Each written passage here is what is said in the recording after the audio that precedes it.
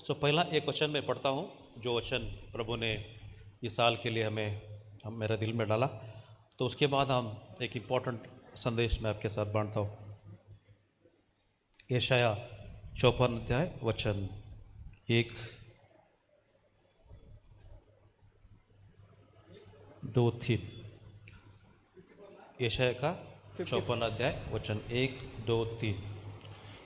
हे बाज, तू जो पुत्रहीन है, जय जयकार कर।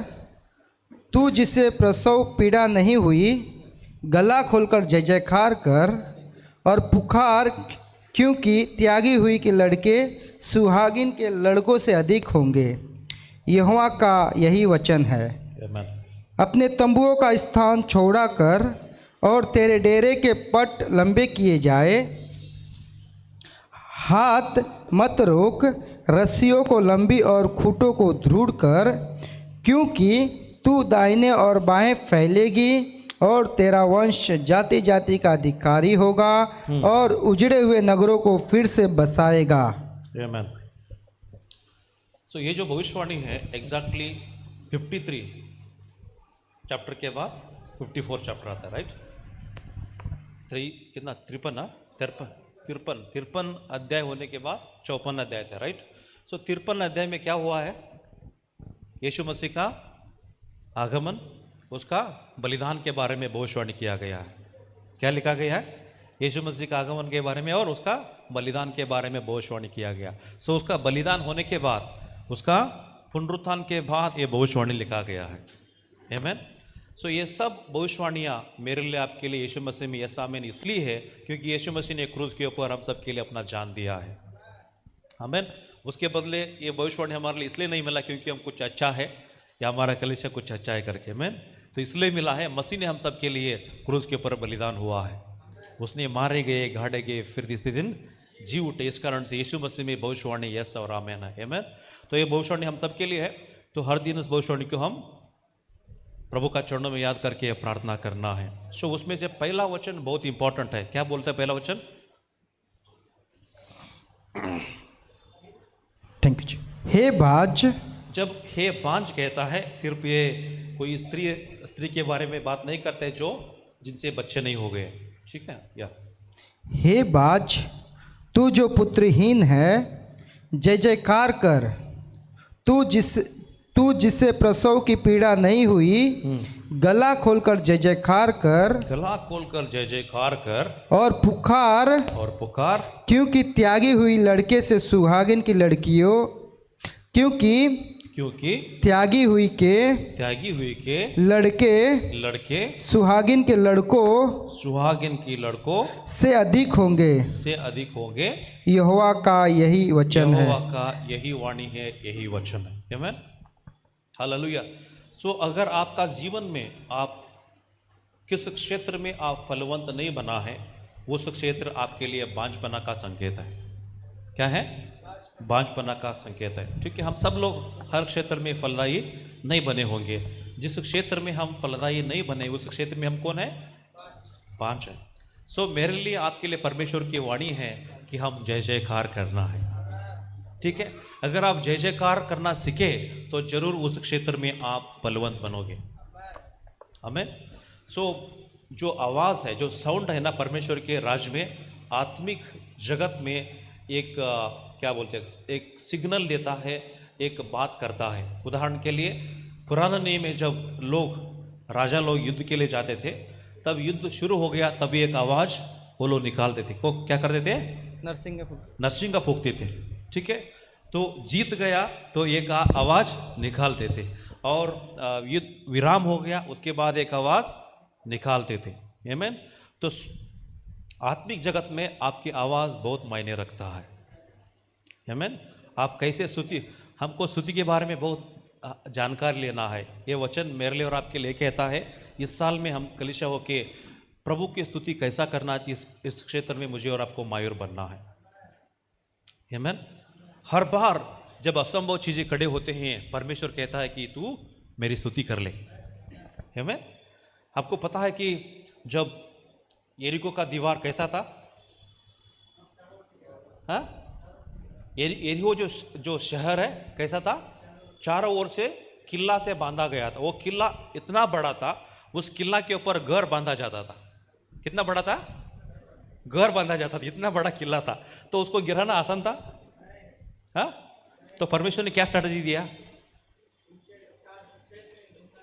6 दिन चुपचाप घूमो और 7वां दिन 7 राउंड मारो, उसके बाद जोर से जय जयकार करो, चिल्लाओ, तभी क्या हो जाएगा? दीवार गिर जाएगा। यू नो, तो ऐसा करने के बाद दीवार गिर गया। कलीसिया, अगर आप सही तरह से प्रभु की स्तुति करना सीखोगे तो पूर्णा में एक भी दीवार नहीं रहेगा जो गिर नहीं सकते। आमीन। ये साल प्रभु को ऊंची आवाज से, ठीक है, बड़े आवाज से उसका जय जयकार करने का साल है। आमीन। तो एक तो हमारा जीवन में जिस जिस क्षेत्र में हम फलवंत नहीं बने उस क्षेत्र में फलवंत बनेंगे, और जो नेचुरली जो चीज़ें होती है उससे बढ़कर सुपर नेचुरल चीज़ें हमारा जीवन में होगा। आमीन। इसलिए कहते हैं ना, जो भांज है, जो जिसको बच्चा नहीं हुआ उसका बच्चा उससे भी ज़्यादा होगा जिनको बच्चा है। जो फलवंत बहन जितना बच्चों को जन्म देती है उससे बढ़कर उसका बच्चे होंगे जो भांज है। कैसे? कब होगा? जब आप उसकी जय जयकार करना सीखोगे तभी। आमीन। सो आपके लिए इम्पॉसिबल जो भी सिचुएशन लगता है उसके सामने खड़े होकर उसकी जय जयकार करना सीखना चाहिए। आमीन। तो और एक उदाहरण देखते हम, यहोशापाट का खिलाफ 3 राजा गया। आमीन। वो क्या किया? मिलकर उसका खिलाफ लड़ने के लिए, यहोशापाट का खिलाफ लड़ने के लिए आए। उसको यहोशापाट को पता नहीं चला क्या कह रहा, अभी क्या है, इम्पॉसिबल सिचुएशन है। उसने क्या किया? हाँ, प्रभु को ढूंढा। प्रभु ने बोला कि युद्ध तेरा नहीं, युद्ध मेरा है। उसके बाद उसने क्या किया? जय जयकार करने वालों को आगे भेजा और लड़ाई परमेश्वर ने टेक ओवर करके लड़ाई परमेश्वर ने समाप्त किया। आमीन। हर बार जब आपका जीवन में लड़ाई खड़े होते हैं, एक बार जानो, अच्छी तरह से परमेश्वर का जय जय करना शुरू करो, हर एक दीवार गिर जाएगा, हर एक युद्ध के ऊपर आपको जीत मिलेगी। आमीन। पौलुस सिलास जेल में पड़े थे, उनके पास दूसरा रास्ता नहीं था बाहर आने के लिए। वो लोग क्या किए? जय जयकार किए। आमीन। जब जय जयकार की वाणी सुनाई गई, अनैसर्गिक काम हो गया। क्या हो गया? दीवारें हिल गए, बेड़ियां छूट गई। सो ये साल परमेश्वर को जय जयकार करने का साल है, और हमारा जीवन में ऐसा कोई भी दीवार नहीं रहेगा जिसको अब तक जो भी है वो सब दीवार गिर जाएगा। जो भी असंभव है संभव हो जाएगा। सुपर नेचुरल काम परमेश्वर हमारे जीवन में करेगा। आमीन। हर एक घर, हमारा कलीसिया के हर एक घर, हर एक परिवार यीशु मसीह को जय जयकार करने वाला घर बनेगा। करेंगे हम? ये जिम्मेदारी उठाएंगे तो ये भविष्यवाणी जरूर हमारा जीवन में पूर्ण होगा। हालेलुया। तो हर संडे आपको अलग अलग तरीके से प्रभु की स्तुति कैसा करना सिखाया जाएगा। ठीक है, एक तो संडे के दिन आप जरूर सीखेंगे, स्तुति आराधना टीम और एक्सेल होगा और अच्छी तरह से परमेश्वर की स्तुति करेंगे, उसके द्वारा आप सीख सकते हैं। और उसके बाद हम कोशिश करेंगे आपको स्तुति क्या होता है, किस किस तरह स्तुति किया जाता है, आप सीखो और आगे बढ़ो, और ज़रूर आपका जीवन में आप परमेश्वर का सुपरनैचुरल काम देखोगे। आपका व्यक्तिगत जीवन में उतना नहीं, पूरा कलीसिया हम परमेश्वर की अनैसर्गिक काम देखेंगे। आमीन। जोरदार ताली देंगे यीशु के लिए।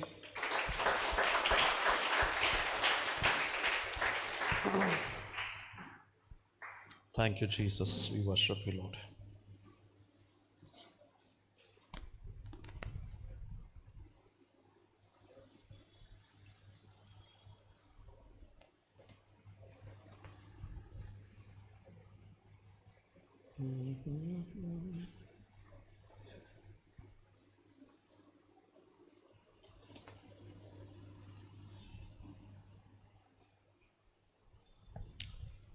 दूसरा तिमोथीस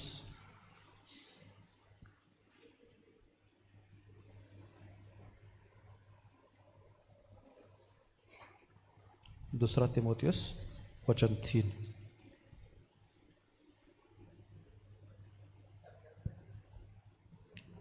दूसरा तिमोथियस का दूसरा अध्याय का वचन 3-4।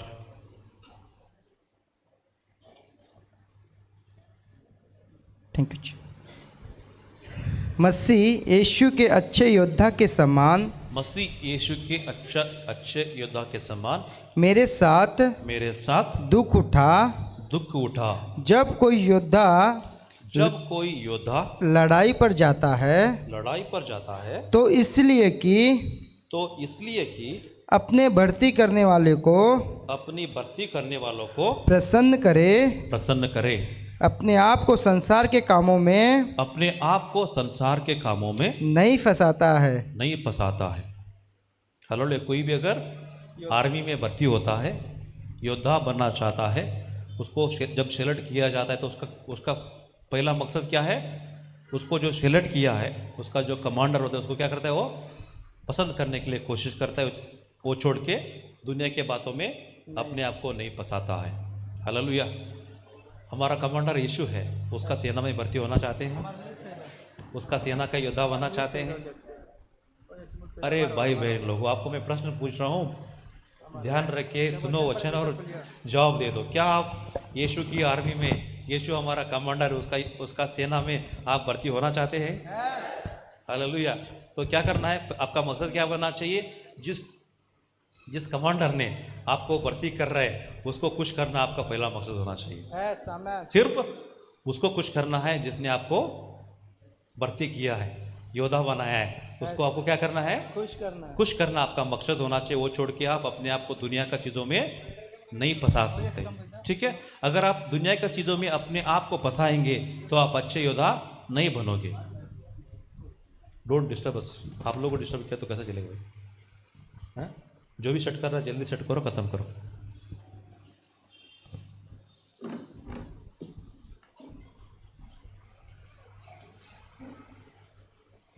Thank you Jesus. Hallelujah. We worship you Jesus, we glorify Lord. पीछे आवाज़ ठीक आ रहा है? साफ आ रहा है? ओके, आगे बढ़े। तो एक सैनिक के बारे में बात करता है कि पौलुस अपना चेला तीमुथियुस को कहता है कि एक योद्धा के समान मेरे साथ तो क्या करना? परिश्रम कर ले। पढ़ो वचन आगे और एक बार। Thank you Jesus. मसीह यीशु के अच्छे योद्धा के समान, मसीह यीशु के अच्छे योद्धा के समान मेरे साथ दुख उठा, मेरे साथ परिश्रम कर ले। जो कोई योद्धा लड़ाई पर जाता है, जो कोई योद्धा लड़ाई पर जाता है तो इसलिए कि अपने भर्ती करने वाले को प्रसन्न करे, अपने भर्ती करने वालों को प्रसन्न करे, अपने आप को संसार के कामों में नहीं फंसाता है। आगे पढ़ो। फिर अखाड़े में लड़ने वाला यदि विधि के अनुसार न लड़े तो मुकुट नहीं पाता। जो किसान परिश्रम करता है, फल का अंश पहले उसे मिलना चाहिए। जो मैं कहता हूँ उस पर ध्यान दे और प्रभु तुझे सब बातों में समझ देगा। तो जो मैं आपको कह रहा हूँ इसको क्या करना है? ध्यान दे दो, प्रभु आपको सारा समझ दे देगा। आमीन। सो पहला वचन कहता है कि प्रभु यीशु मसीह का अच्छे योद्धा के समान परिश्रम करो या दुख उठाओ करके कहता है। आमीन। सो योद्धा का एक बेस्ट चिन्ह होता है कि अच्छा डिसिप्लिन रहता है। क्या रहता है? योद्धा हमेशा डिसिप्लिन रहता है। आपका बाजू वालों को हाथ पकड़ के बोलना, ये अनुशासन का साल है। बोलो, बाजू वालों को बोलो, अनुशासन का साल है। क्या साल है? अनुशासन है। ठीक है? योद्धा के अंदर अनुशासन होता है। आर्मी वालों को देखा आपने? हाँ, नेवी वालों को देखा, एयरफोर्स वालों को देखा। क्या उनके अंदर आपको अनुशासन दिखाई देती है? क्या अनुशासन दिखाई देता है? सुबह 4 बजे उनको उठाता है, उठा के पूरा इधर इतना बड़ा ग्राउंड है, उधर इतना दूर से उनको भगाता है। हमें हालेलुया। अगर नहीं उठता है तो बोलो क्या होता है? नहीं मिल रहा तो पनिशमेंट मिलता है, खतरनाक पनिशमेंट मिलता है। मैं सो योद्धा का एक बड़ा सिंबल है, बड़ा चिन्ह है कि वो अच्छा डिसिप्लिन्ड व्यक्ति होता है। क्या होता है? अगर आप मसीह यीशु में हैं, आप अपने आप को अगर वचन के अनुसार योद्धा समझते हैं, हमारा चीफ कमांडर यीशु हमें उसका आर्मी में अगर भर्ती किया करके अगर आप समझते हैं तो मुझे और आपको डिसिप्लिन मस्ट है। अनुशासन क्या है? मस्ट है। अनुशासन होना ही चाहिए। हालेलुया। अनुशासन नहीं है तो आप अच्छा योद्धा नहीं है, मसीह का अच्छा योद्धा नहीं है। आमीन। सो बाजू वालों को बोलो, अनुशासन से जिएंगे, अनुशासन से जिएंगे। हालेलुया। जो लोग आज दुनिया में जितने भी बड़े लोगों को आप देखते हैं, बड़े अमीर लोगों को देखते हैं, वो सब लोग अनुशासन का जीवन जीते हैं। हम लाखोंपति नहीं बने रहते, करोड़ोंपति नहीं बने रहते, ठीक है। हम आराम से 7:30 बजे तक सोते हैं, 8 बजे तक सोते हैं। शर्म आना चाहिए हमारे ऊपर। हालेलुया। उनके पास जो चाहिए वो सब है, फिर भी 5 बजे से पहले उठते हैं, एक्सरसाइज करने के लिए जाते हैं, आके बुक पढ़ते हैं, मेडिटेशन करते हैं, उसके बाद उनका जीवन शुरू होता है। हालेलुया। दुनिया का, ठीक है, जो नाश होने वाली चीज़ों को कमाने के लिए लोग इतना अपने आप को डिसिप्लिन करते हैं। हम तो परमेश्वर के बच्चे हैं, परमेश्वर प्रभु यीशु मसीह का अच्छा योद्धा बनाने के लिए बुलाए गए हुए लोग हैं। हमारे अंदर कितना अच्छा डिसिप्लिन आना चाहिए। आमीन। सो हम मसीह लोग होके अगर पीछे हैं तो बस कारण ये है हमारे पास डिसिप्लिन नहीं है। हालेलुया। अगर आज से आप डिसिप्लिन आपका जीवन में लेके आएंगे तो आपका जीवन खुशहाल का जीवन रहेगा। सो बहुत सारे दुख के कारण ये होते हैं कि हमारा जीवन में कोई भी डिसिप्लिन नहीं होता। ना हमारे पास आत्मिक जीवन के लिए डिसिप्लिन है, ना हमारे पास मानसिक जीवन के लिए डिसिप्लिन है, ना हमारा शारीरिक जीवन के लिए डिसिप्लिन है, ना हमारे पास फैमिली के बारे में डिसिप्लिन है, ना हमारे पास बच्चों के बारे में डिसिप्लिन है, ना हमारे पास फाइनेंस के बारे में डिसिप्लिन है। जैसा जीवन है वैसा जीते आगे बढ़ते। कितना दिन जिएंगे ऐसे? हाँ, कितना दिन जिएंगे? हालेलुया। पहली बात है कि जब आर्मी में योद्धाओं को भर्ती करते हैं, उनको क्या देते हैं? कठिन ट्रेनिंग देते हैं। कितना महीने का? मंजुनाथ भाई, कितना महीने का ट्रेनिंग मिलता है योद्धा को? 6 महीने का। 6 महीने का कठिन ट्रेनिंग मिलता है।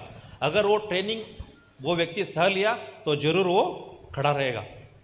अगर वो ट्रेनिंग में, बहुत सारे लोग वो ट्रेनिंग में छोड़ के भाग जाते हैं, आमीन। मगर जो लोग अड़िग रहते हैं वो लोग सच में सेवा, देश के लिए सेवा करते हैं, आमीन, क्योंकि वो इतना खतरनाक ट्रेनिंग होता है। आमीन। हालेलुया। सो देश की सेवा करने के लिए इतना कठिन ट्रेनिंग लेते हैं। यीशु की सेवा करने के लिए, यीशु की अच्छा योद्धा बनने के लिए मैं और आप कितना कठिन ट्रेनिंग लेना चाहिए। हाँ, मसीह जीवन हमने हल्का ले लिए है, मसीह जीवन हमने हल्का ले लिए, ग्रांटेड ले लिए। सब अनुग्रह के थे नहीं भैया, ठीक है। जिस यीशु ने आपको अनुग्रह दिया उसी ने कह रहे तुझे यीशु का अच्छा योद्धा बनना है। क्या बनना है? यीशु का अच्छा योद्धा बनना है। अगर आप डिसिप्लिन जीवन जीना चाहते हैं तो आपका डिसिप्लिन, आपका अनुशासन आपको दुख उठाना पड़ा है, दुख उठाने के लिए मजबूर करता है। कोई भी अनुशासन आपका जीवन में बिना दुख से नहीं आता है। कोई भी अनुशासन आपका जीवन में बिना त्याग से, बिना बलिदान से नहीं आता है। हर एक डिसिप्लिन आपका जीवन में बलिदान को डिमांड करता है, त्याग को डिमांड करता है। आमीन। अगर आप डिसिप्लिन चाहते हैं और आपका जीवन में आप क्या नहीं चाहते हैं? दुख उठाना नहीं चाहते, आप बलिदान करना नहीं चाहते, आप त्याग नहीं करना चाहते, तो आप कभी भी जिंदगी में एक डिसिप्लिन लाइफ नहीं जी पाओगे। Hallelujah, praise the Lord. So discipline क्या डिमांड करता है? त्याग डिमांड करता है। डिसिप्लिन क्या डिमांड करता है? त्याग डिमांड करता है। ठीक है,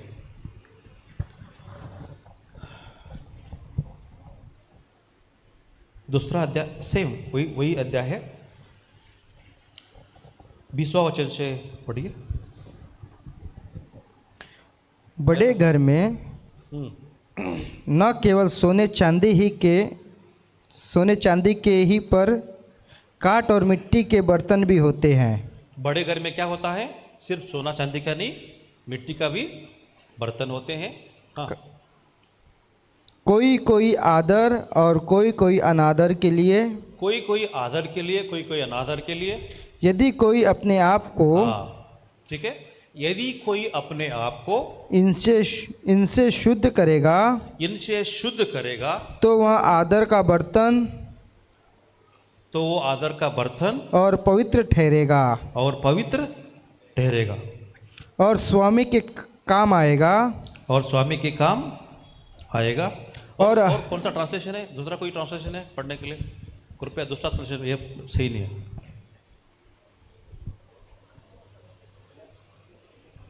21वां वचन।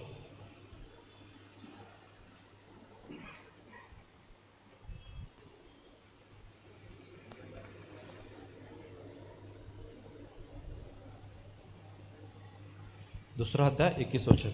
सो पहला कहता है कि आप मसीह का अच्छा योद्धा बनना है तो उसके लिए आपको परिश्रम करना पड़ेगा, आपको त्यागना पड़ेगा, आपका बलिदान करना पड़ेगा, तभी आप एक मसीह का योद्धा बन सकते हैं। हाँ, 21 वचन पढ़ेंगे? यस, 2:21। अगर कोई मामूली इस्तेमाल के बर्तनों में खुद को दूर रखता है, क्या करता है? खुद को दूर रखता है। अच्छे से सुनो, बहुत इंपॉर्टेंट, बहुत अच्छा ट्रांसलेशन है। कोई भी व्यक्ति अगर कोई मामूली इस्तेमाल के बर्तनों में से अगर कोई मामूली की इस्तेमाल के बर्तन से खुद को दूर रखता है खुद को दूर रखता है तो वह ऐसा बर्तन बनेगा, वो ऐसा बर्तन बनेगा। इसका मतलब इधर भी आप देखते हैं कि उसको त्याग करना पड़ता है, बलिदान करना पड़ता है। अगर एक मामूली बर्तन है, अगर वो एक आदर का बर्तन बनना है तो क्या करना पड़ेगा? उसको मामूली बर्तन से अपने आप को अलग करना पड़ेगा। हाँ, तो वह ऐसा बर्तन बनेगा जो आदर के इस्तेमाल के लिए पवित्र ठहराया जाता है। ओके। सो कन्नड़ में ऐसा लिखा गया है कि अगर कोई व्यक्ति बुरा संगति छोड़ेगा और अपने आप को पवित्र बनाएगा तब वो आदर का पात्र बनेगा, आदर का बर्तन बनेगा करके प्रभु का वचन कहता है। क्या आप परमेश्वर के राज में आदर के बर्तन बनना चाहते हैं? हालेलुया। क्या चाहिए? डिसिप्लिन चाहिए आपको। आपको क्या चाहिए? अनुशासन चाहिए। और अनुशासन हमेशा आपसे त्याग डिमांड करता है, बलिदान डिमांड करता है। अगर एक मामूली जो बर्तन है उससे आप अपने आप को अलग करते हैं, हाँ, जो बुरी संगति उसको आप छोड़ते हैं और अपने आप को पवित्र बनाते हैं, तभी आप वचन कहता है कि आप आदर का पात्र बनोगे, स्वामी इस्तेमाल करने के लिए योग्य बनने वाले पात्र बनेंगे, बर्तन बनेंगे करके प्रभु का वचन। आगे पढ़ो। इसलिए जवानी में उठने वाली इच्छाओं से 21 का आधा पढ़ा तुमने? पूरा पढ़ो, फिर से पढ़ता हूँ। अगर कोई मामूली इस्तेमाल के बर्तनों से खुद को दूर रखता है तो वह ऐसा बर्तन बनेगा जो आदर के इस्तेमाल के लिए पवित्र ठहराया जाता है। क्या करते हैं? आदर के बर्तन के लिए पवित्र ठहराया जाता है। अपने मालिक के काम आता है, अपना मालिक के काम आता है और हर अच्छे काम के लिए तैयार किया जाता है। हर अच्छे काम के लिए तैयार किया जाता है। हालेलुया। क्या चाहते हैं आप? आदर का पात्र बनना है, आपको आदर का बर्तन बनना है, स्वामी के हाथ में इस्तेमाल होने वाले आदर का बर्तन बनना है, अच्छे काम के लिए इस्तेमाल होने वाला आपको अच्छा बर्तन बनना है। सिंपल, बुरी संगति छोड़ना है, अपने आप को शुद्ध करना है। हम क्या बन जाएंगे? ऐसा करने से अच्छे बर्तन बन जाएंगे और स्वामी का हाथ से इस्तेमाल होने वाला बर्तन बनेंगे। हालेलुया। क्या चाहिए भाई? अनुशासन चाहिए। अगर आप मामूली बर्तन है, आप एक परमेश्वर के हाथ से इस्तेमाल होने वाला बर्तन बनना है तो मुझे और आपको अनुशासन चाहिए। कौन बताता है? प्रभु का वचन कहता है। बाजू वालों को बोलो, अनुशासन चाहिए, अनुशासन चाहिए। आमीन। Thank you Jesus.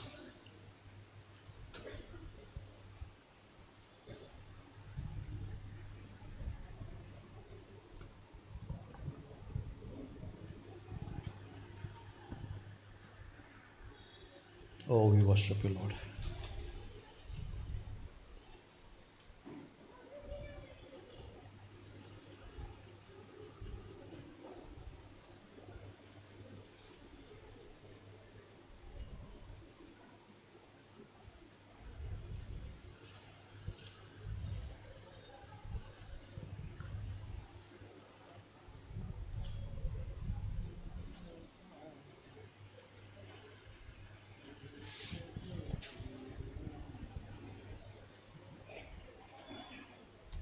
Thank you Jesus.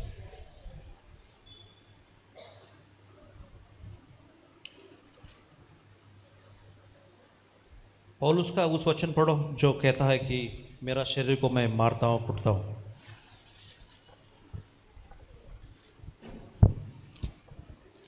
किसको मिला तो पढ़ सकते हैं।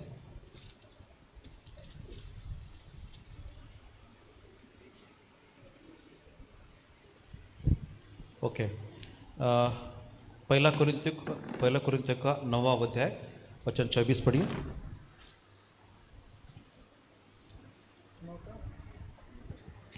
क्या तुम नहीं जानते क्या तुम नहीं जानते हैं कि दौड़ में तो दौड़ते सभी हैं, दौड़ में तो सब लोग दौड़ते हैं, परंतु इनाम एक ही लेके जाता है, परंतु इनाम एक ही लेके एक ही को मिलता है। तुम वैसे ही दौड़ो कि जीतो। तुम ऐसे दौड़ो कि आप जीतो। हाँ, हर एक पहलवान सब प्रकार का संयम करता है, सब प्रकार का संयम करता है। वे तो एक मुरझाने वाले मुकुट को पाने के लिए, वो तो एक मुरझाने वाले इनाम पाने के लिए यह सब कुछ करते हैं। ये सब कुछ करते हैं। बस हालेलुया। एक रनिंग रेस वाले के बारे में बात करता है, या कोई भी तरह का खेल ले लो जिसमें वो लोग फैलाना चाहते हैं, ठीक है, कोई भी तरह का क्रीड़ा ले लो, कोई भी तरह का स्पोर्ट्स ले लो, अगर वो जीतना चाहते हैं तो कैसे वो लोग तालीम करते हैं, कैसे वो लोग प्रैक्टिस करते हैं, पूरा दिल जान लगा कर प्रैक्टिस करते हैं। मैं क्यों ऐसा करते हैं, ताकि वो लोग जब रेस होगा तभी वो लोग जीत सके। क्यों क्या जीत सके, इनाम जीत सके, है ना, एक अच्छा लिए वो लोग इतना सब प्रयत्न करते हैं। उनको क्या क्या करना पड़ता है पता है आपको? उनको अच्छा योद्धा, अच्छा एक स्पोर्ट्समैन बनने के लिए उनको बहुत कुछ त्यागना पड़ता है। हालेलुया। मेरे जैसा आपका जैसा गाड़ा पे जाके वड़ा पाव नहीं खाते, हमें मिर्ची पाव नहीं खाते, कांदा भजी नहीं खाते, उनको सब कुछ त्यागना पड़ता है। बहुत कुछ चीज़ें उनका जो क्या बोलते हैं बॉडी बिल्डर कहता है, जो ट्रेनर कहता है, उनको वही खाना पड़ता है और वही पीना पड़ता है, ठीक है। उनको शरीर के लिए, उनका जीव के लिए जो अच्छा लगता है ना, वो कभी भी जैसा नहीं खा सकते। अगर ऐसा खाते हैं तो उनका स्पोर्ट्स में आगे नहीं बढ़ पाएंगे। इसलिए एक अच्छा स्पोर्ट्समैन बनने के लिए उनको बहुत कुछ त्यागना पड़ता है। वचन कहता है कि वो लोग से दुनिया का नाश होने वाले इनाम पाने के लिए ऐसे दौड़ते हैं। मुझे और आपको परमेश्वर ने क्या वादा किया? जीवन का जयमाला वादा किया। आमीन। हमें महिमा का मुकुट वादा किया। अगर उसे मुझे और आपको पाना है, मैं और आप कैसे दौड़ना चाहिए, हमारा विश्वास का जीवन कैसे हम बिताना चाहिए? क्या जैसे वो लोग डिसिप्लिन से क्या बोलते हैं, सोल्जर लोग डिसिप्लिन से जीते हैं, ठीक है, स्पोर्ट्समैन लोग डिसिप्लिन से जीते हैं। ये सब लोगों के लिए अगर डिसिप्लिन जीने के लिए बहुत कुछ त्यागना पड़ता है, तो क्या मुझे और आपको विश्वास की दौड़ने के लिए बिना त्यागते हम जिएंगे, बिना त्यागते हम जीतेंगे? हमें बोलो ना, मसीह होने के नाते बहुत सीरियस बात है, मैं और आप इसके ऊपर ध्यान देना चाहिए। यीशु मसीह अच्छा डिसिप्लिन व्यक्ति था, है, डिसिप्लिन व्यक्ति था। कैसे बोलते हैं? वो सुबह उठते था, मतलब अंधेरा जब था तभी उठ के वो प्रार्थना करता था, और सुबह जब जैसे होते अपना काम पे निकल जाता था। और कोई अगर कहता था यीशु मसीह को कृपया और एक दिन हमारे पास रहना, वो कहता था कि हमें और बहुत काम है, आगे जाना है। हालेलुया। तो रात को उठ के यीशु मसीह प्रार्थना करता था। तो यीशु मसीह के पास एक डिसिप्लिन लाइफ था, अनुशासन से भरा हुआ जीवन था। क्या मेरे पास, आपके पास अनुशासन का जीवन है?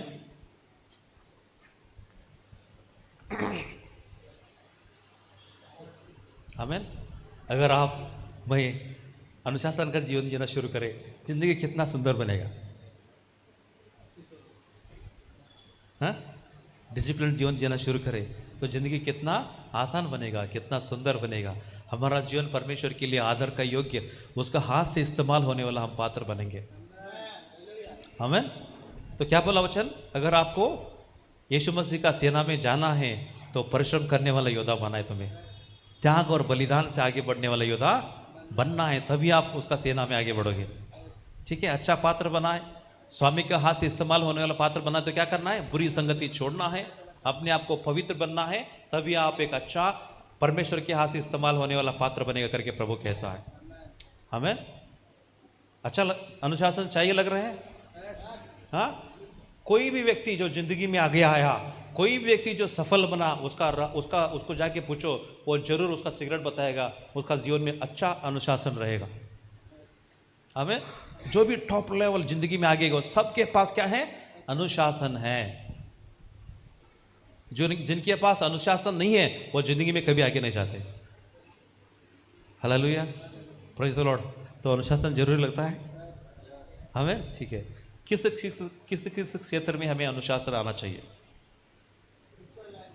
Very good. फर्स्ट फॉरमोस्ट चीज़ है हमारे पास अनुशासन हमारा प्रेयर लाइफ के लिए होना चाहिए। किसके लिए होना चाहिए? प्रार्थना का जीवन के लिए हमारे पास पहला अनुशासन होना चाहिए। आप एक भी दिन बिना प्रार्थना से नहीं बिताना है। एक भी दिन ऐसा नहीं होना चाहिए जिसमें आप बाइबल नहीं पढ़ते हुए नहीं बिता सकते। ऐसा डिसिप्लिन हमारा जीवन में आना चाहिए। आमीन। Thank you Jesus.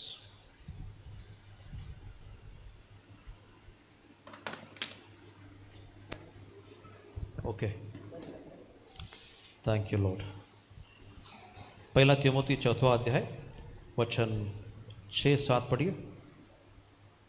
8। ओके, हाँ, पहला तिमोथी 4वां अध्याय 7वां वचन आगे पढ़ो।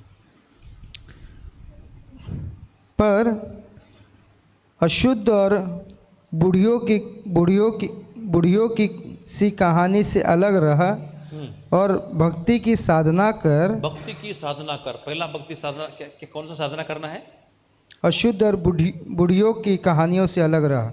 अशुद्ध और बुढ़ियों से कहानी से अलग रहो और क्या बनना है? भक्ति का साधना करो। अगर भक्ति का साधना करना है वो आपको त्याग और बलिदान का डिमांड करता है। क्या डिमांड करता है?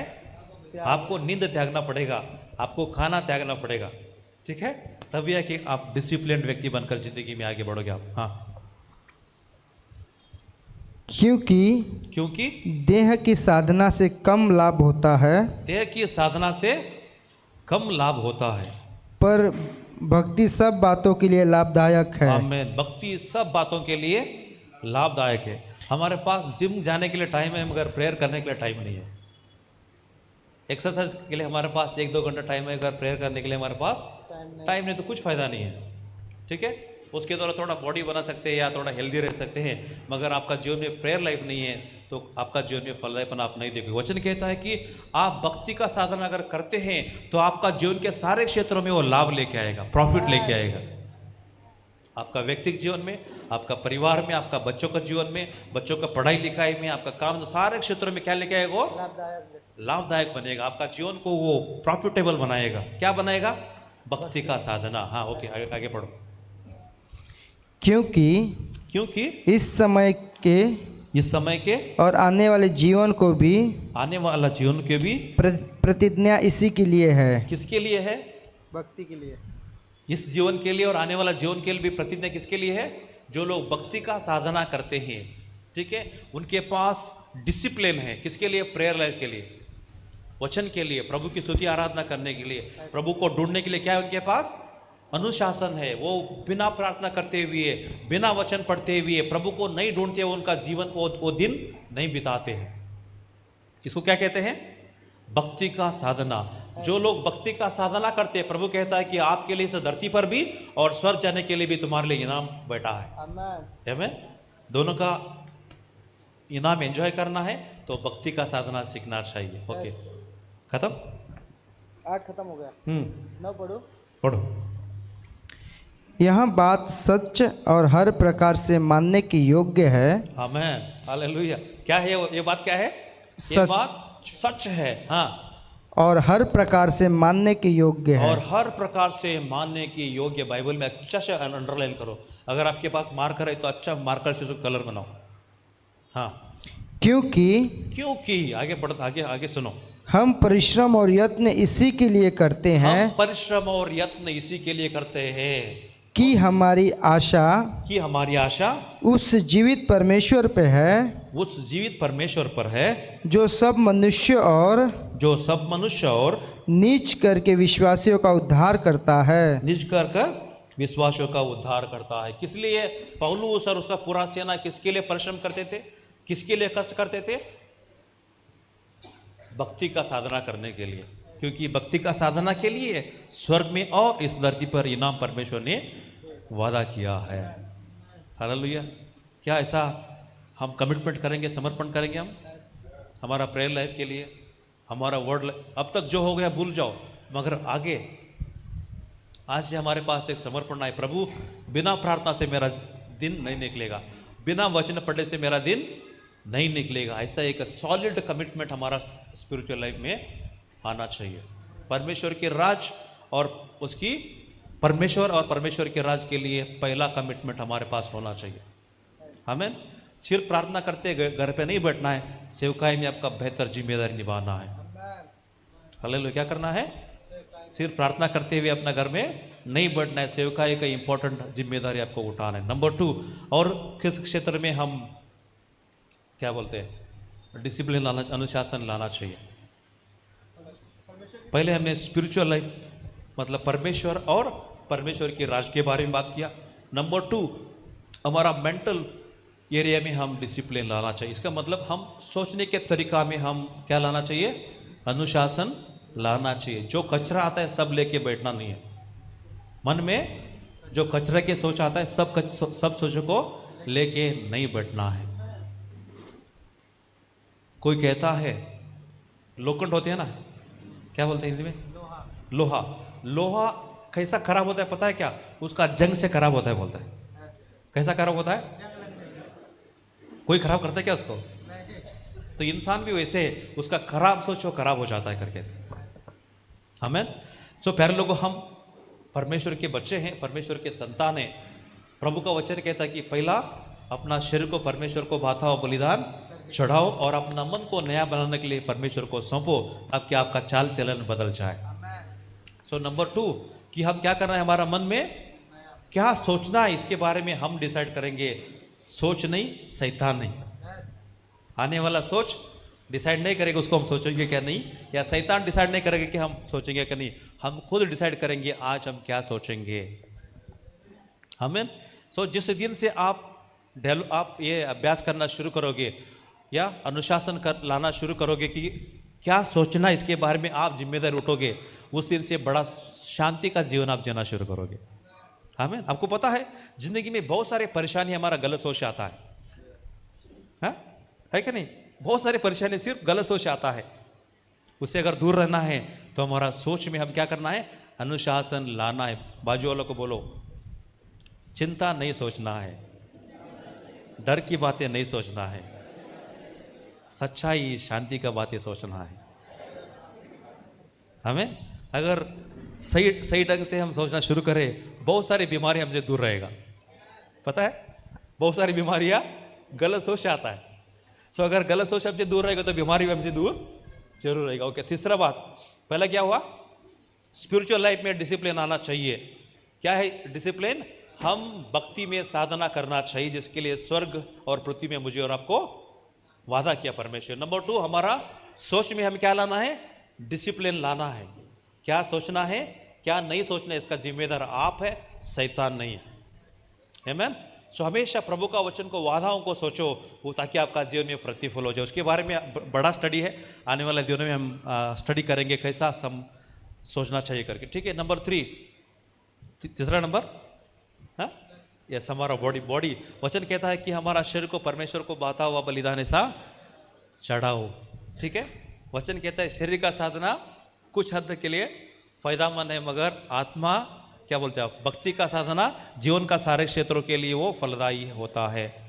इसका मतलब शरीर का साधना भी जरूरी है। क्या शरीर का साधना है बताओ? हाँ, हेल्दी खाना खाना चाहिए। ये क्या ट्रेनिंग शुरू किया पास्टर जी बोल रहे हैं क्या? दुनिया का ट्रेनिंग इधर चर्च में दे रहे बोल रहे। बोलो आजू बोलो, अच्छा खाना खाओ, क्योंकि आपका जरूरत आपका परिवार के लिए है, परमेश्वर के राज के लिए है।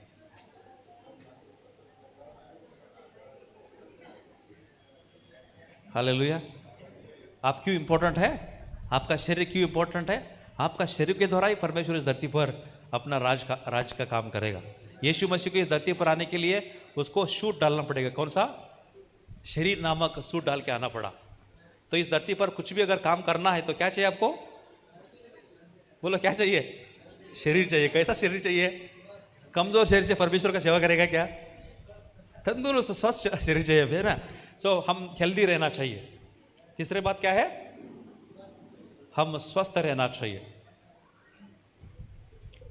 ये जो सब्जेक्ट है ना इंडियन कलीसिया को, भारत देश के कलीसिया को स्वीकारना बड़ा मुश्किल हो जाता है।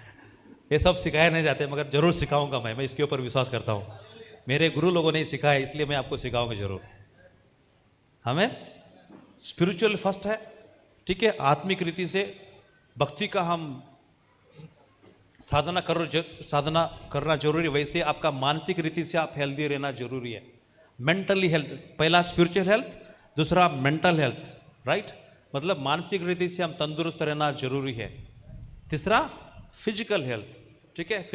फिजिकल हेल्थ मतलब आप फिट रहना है, तो उसके लिए आपको अच्छा खाना खाना है तो अच्छा खाना खाओ, एक्सरसाइज करना है तो एक्सरसाइज करो, जिम जाना जाओ, मगर फिट रहो।